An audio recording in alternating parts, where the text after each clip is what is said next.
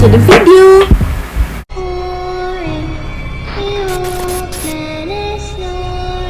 Assalamualaikum, hey guys, it's Aisyah here.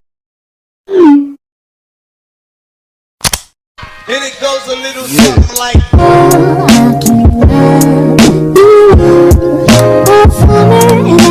So hari ni Cak cerita dekat korang tentang satu kisah berkenaan dengan 6 orang kanak-kanak yang telah dibesarkan oleh haiwan, yang mana lebih spesifiknya lagi disebut sebagai feral children. So saya nak panjang-panjang dekat intro ni. Kalau korang nak tahu siapa kanak-kanak tu macam mana dia dibesarkan oleh haiwan tersebut, so yes, korang kena tengok daripada permulaan video sampai habis. Sebelum korang terus ke video seterusnya untuk tengok berkenaan kanak-kanak ni, kalau korang newcomer dekat video Aisyah, korang boleh please subscribe, and kalau korang like, kalau korang suka sangat video ni, korang boleh like this video, and don't forget to share this video, and let's start.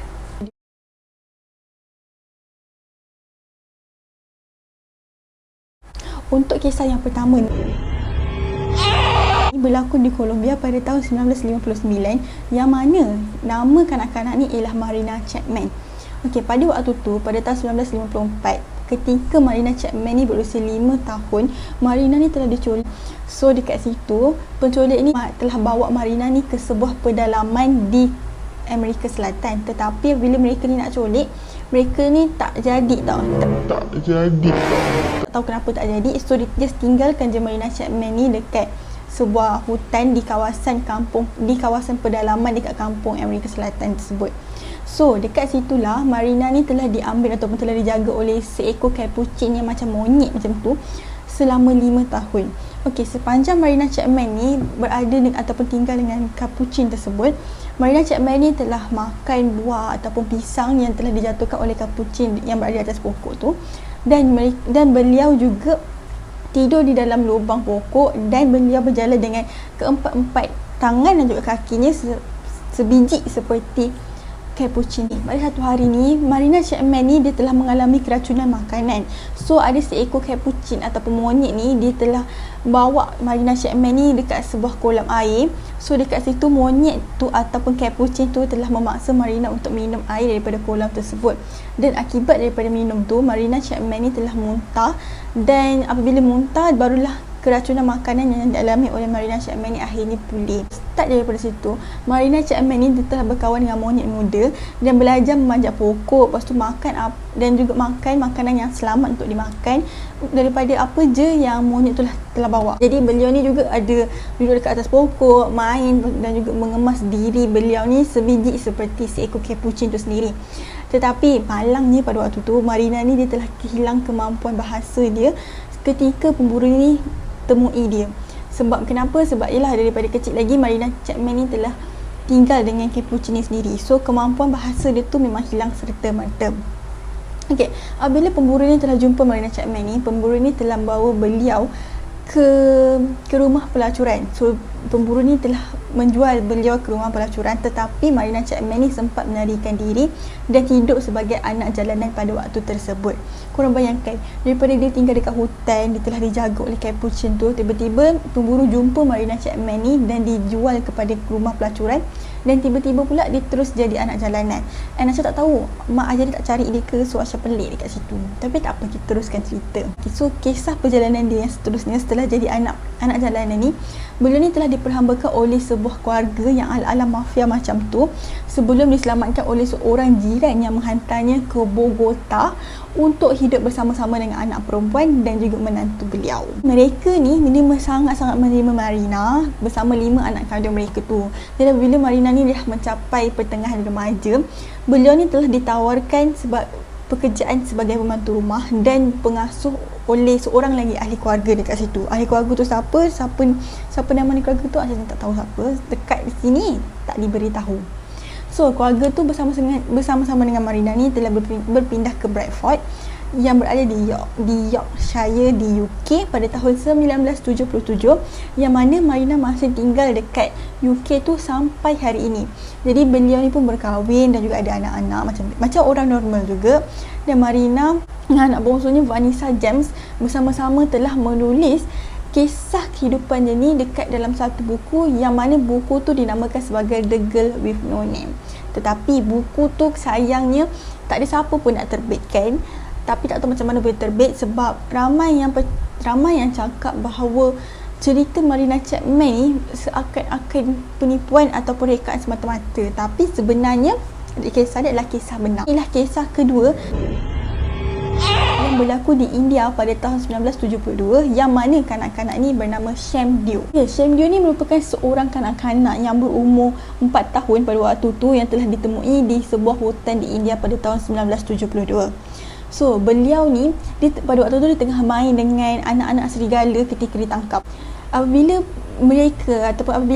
orang jumpa Shem Deo dekat hutan di India pada tahun 1972 ni, apa yang mereka cakap kat situ, keadaan Shem Deo pada waktu tu di mana kulit dia tu gelap, gigi dia ni telah diasah, kuku Shem Deo pada waktu pun panjang dan juga bercangkuk seakan seperti serigala, serta rambut dia kusut masai dan kulit dia tu menebal ataupun dipanggil sebagai callus pada tapak tangan, siku dan juga lutut dia. Mungkin sebab dia berjalan, dia merangkak seperti seekor serigala. So, ada ketebalan kulit dekat situ. Shem Deo ni, dia seorang yang sangat-sangat suka gemar untuk buru ayam. Lepas tu dia makan tanah dan juga sukakan darah sebiji ataupun sepersis macam serigala. So, beliau ni juga dia pandai berhubung dengan anjing. Nani? Okay, tapi akhirnya setelah beliau ni telah ditangkap oleh orang-orang yang jumpa Shem Deo dekat hutan tu, so beliau ni telah berjaya untuk diajar untuk berhenti makan daging mentah. Tapi sayangnya dia masih tak pandai bercakap, tetapi dia dapat mempelajari beberapa perkataan daripada bahasa isyarat sahaja. Pada tahun 1978, Shem Deo ni telah dimasukkan ke Mother Teresa's Home for the Destitute and Dying di Lucknow, di mana beliau ni telah dinamakan sebagai Pascal, tapi beliau ni telah meninggal dunia pada Februari 1985. Kisah kanak-kanak yang ketiga ialah berlaku di Nigeria pada tahun 1996 yang bernama Bello. Pada tahun 1996 ni ada seorang budak lelaki kurang upaya di Nigeria ni telah diselamatkan dari hutan. Okay, jadi Bello ni telah ditempatkan dalam jagaan pakar di rumah kanak-kanak Tudun milik Tori yang terletak di Kano. Tak tahu kat mana, tapi saya tahu tu dekat Nigeria lah. Kaki tangan jururawat yang bertugas dekat rumah tersebut telah menamakan kanak-kanak kurang upaya ni sebagai Bello. So, nama sebenarnya sebenarnya bukan Bello, tapi orang dekat situ yang menamakan dia sebagai Bello. Sebelum diselamatkan oleh para pemburu ni, di mana para pemburu ni ada mendapati bahawa Bello ni dia berada bersama dengan sekeluarga chimpanzee di hutan Falgo. Masa diselamatkan ni, Bello ni dianggarkan sekitar usia 2 tahun, yang mana Bello ni mungkin berasal daripada kaum nomad etnik Fulani yang mengembara di rantau tersebut. Jadi dia ni ada kecacatan dari segi mental dengan fizikal. Jadi mereka ni percaya bahawa Bello ni memang sengaja ditinggalkan sebab kecacatan tu sendiri. And untuk pengetahuan korang, kenapa kaum ni tinggalkan Bello tu? Sebab ini adalah perkara biasa bagi kalangan kaum Fulani untuk meninggalkan kanak-kanak ataupun orang yang mengalami kurang upaya dekat hutan. Tu memang kebiasaan di kalangan kaum Fulani. So memang tak pelik kenapa kaum Fulani tinggalkan je anak-anak mereka dekat hutan tu.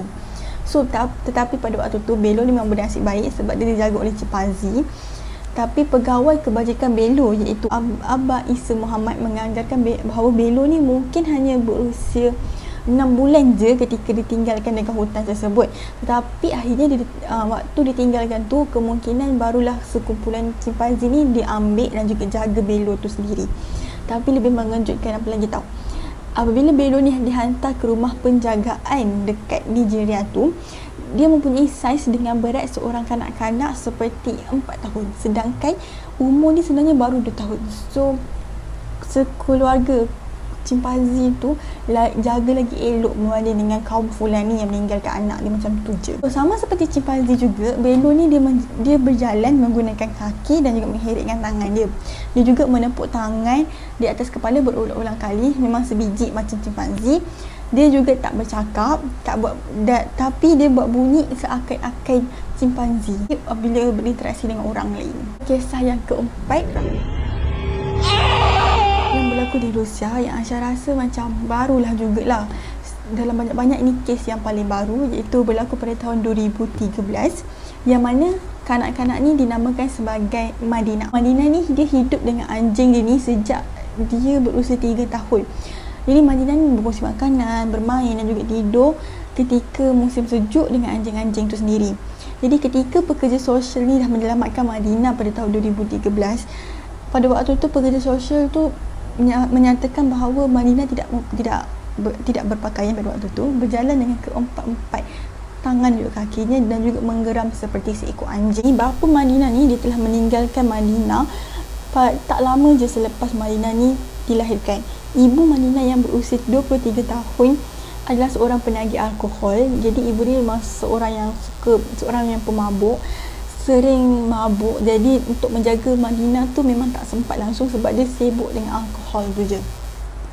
And ibu Madinah ni juga seorang yang sangat suka untuk keluar rumah dan tinggalkan anak dia sendirian sebab dia memang seorang yang pemabuk. So memang dia jarang ada dekat rumah. Jadi ibu dia juga kerap untuk mengundang pemabuk-pemabuk yang lain untuk datang ke rumah. Ibunya yang mabuk tu hanya akan duduk dekat meja, manakala Madinah ni hanya akan menggigit tulang dan juga duduk di atas lantai. Memang sebiji macam cikgu anjing. Kalau korang pernah nampak anjing duduk kat lantai dengan gigit tulang, macam itulah Madinah pada waktu tu. Apabila ibu Madinah ni marah dengan Madinah ni hanya akan lari ke taman permainan. Tapi pada waktu tu Madinah memang tak ada kawan-kawan langsung sebab apa yang dikatakan kat situ, Madinah ni agak menakutkan sikit sebab dia tak reti untuk bercakap bahasa manusia dan dia hanya suka cari gaduh je. Jadi untuk dia mempunyai kawan manusia tu memang tak ada langsung. Tu Madinah ni hanya ada kawan anjing saja. So anjing ni je yang menjadi salah satunya kawan untuk Madinah, kawan mengadu Madinah. Semua itu saja, anjing tu saja. Kawan-kawan manusia memang Madinah ni tak ada langsung. Tapi apa yang muncul kat sini, doktor ni melaporkan bahawa Madinah ni dia sihat dari segi mental dengan fizikal, cuma dia tak reti untuk bercakap dalam bahasa manusia. Jadi peluang untuk Madinah ni hidup normal macam orang lain memang sangat tinggi, peratusan dia memang sangat tinggi, cuma dia kena belajar untuk cakap bahasa manusia dan berjalan seperti manusia. Itu saja. Yang kelima, berlaku di India sekali lagi, berlaku pada tahun 1920, yang mana nama kanak-kanak ni dia ada dua orang kanak-kanak, iaitu Kamala dan juga Amala. Kamala pada waktu tu berusia 8 tahun, manakala Amala berusia 12 tahun ketika ditemui pada tahun 1920 di sebuah sarang serigala. Kisah Kamala dengan Amala ni memang sangat terkenal dekat India tu sebab mereka ni ditemui oleh Reverend Joseph Singh, yang mana pada waktu tu bila Reverend Joseph Singh ni temui kedua-dua kanak-kanak ini, pada waktu tu kedua-dua kanak-kanak ini tengah bersembunyi di dalam sebatang pokok di atas gua tempat mereka berdua telah dilihat sebelum tu. So sebelum mereka dijumpa ini memang sebelum tu juga memang ada penduduk memang dah nampak kedua-dua ni. Serigala ni meninggalkan gua. Sing ni dapat melihat dua gadis tu sedang bersembunyi kat dalam tu. Gadis-gadis tu memang mengerikan sebab dia berlari dengan keempat-empat kaki dan tak kelihatan seperti seorang manusia langsung. Dia ni menangkap gadis-gadis tu tak lama kemudian. Pertama kali ditangkap, gadis-gadis tu dia tengah tidur bersama-sama, menderam dan juga mengoyakkan pakaian dan hanya makan daging mentah dan melolong seperti seekor serigala. Bentuk fizikal kedua-dua kanak-kanak ni dia telah berubah, yang mana tendon dan juga sendi ni di tangan dan kaki mereka telah menjadi pendek. Mereka memang tak minat langsung untuk berinteraksi dengan manusia sebab mereka memang dah dijaga oleh serigala. Tetapi dari penglihatan, pendengaran dan juga dari bau diorang ni memang sangat-sangat luar biasa. Okay, tetapi pada waktu tu malangnya Amala ni telah meninggal dunia setahun selepas Joseph Singh ni menangkap. Amala ni akhirnya belajar untuk jalan tegak dan bercakap sepatah dua perkataan, tetapi meninggal dunia pada tahun 1929 akibat kegagalan buah pinggang. Pada waktu tu Kamala ni berusia 17 tahun. So memang sedih. Amala dengan Amala ni tak dapat diselamatkan dan akhirnya meninggal dunia. So ya, tak tahu mana mak ayah dia orang pergi, kenapa Kamala dengan Amala ditinggalkan dekat hutan tu dan juga dijaga oleh serigala, pasti tak pasti kenapa.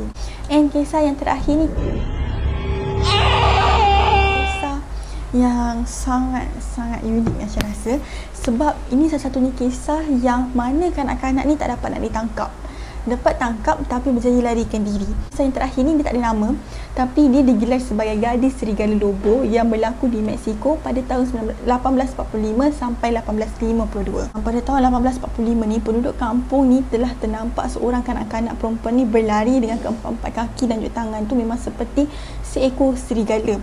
Di mana penduduk nampak pada waktu tu kanak-kanak ni berlari dengan sekumpulan serigala yang sedang menyerang sekumpulan kambing. And setahun kemudian, penduduk juga mendapati bahawa kanak-kanak tersebut ni telah dilihat semula dengan kawanan serigala sambil menikmati kambing yang dah menjadi santapan serigala tu sendiri. Kanak-kanak tu dimakan kambing yang mentah macam tu je.